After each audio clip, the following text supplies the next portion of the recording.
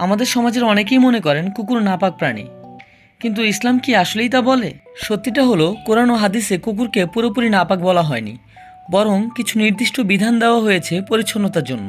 কোরআনের সূরা আল কাহফে দেখা যায় আল্লাহ আসহাবে কাহফের সাথে একটি কুকুরকে থাকার অনুমতি দিয়েছেন। এছাড়া হাদিসে কুকুরকে শিকারের, কৃষিকাজের এবং নিরাপত্তার জন্য পোষা বৈধ বলা হয়েছে। একটি বিখ্যাত হাদিসে আছে, এক ব্যক্তি পথের মধ্যে তৃষ্ণার্ত কুকুরকে পানি পান করিয়ে আল্লাহর রহমত লাভ করেন এবং তার গুনাহ মাফ হয়ে যায়। আবার এক নারী একটি বিড়ালকে না খাইয়ে মেরে ফেলার কারণে জাহান্নামে যায়।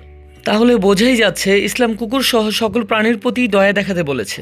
কিছু হাদিসে বলা হয়েছে কুকুরের লালা লাগলে সেটা পরিষ্কার করতে হবে, তবে এই নিয়ম শুধু কুকুরের জন্যই নয়, অন্যান্য অনেক প্রাণীর ক্ষেত্রেও পরিচ্ছন্নতার বিধান রয়েছে।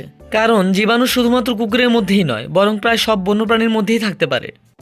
সুতরাং কুকুরকে ঘৃণা করা বা অকারণে তাড়িয়ে দেওয়া ইসলামের শিক্ষা নয়, বরং প্রাণীদের প্রতি দয়া দেখানো ইসলামের প্রকৃত শিক্ষা। ধন্যবাদ সবাইকে।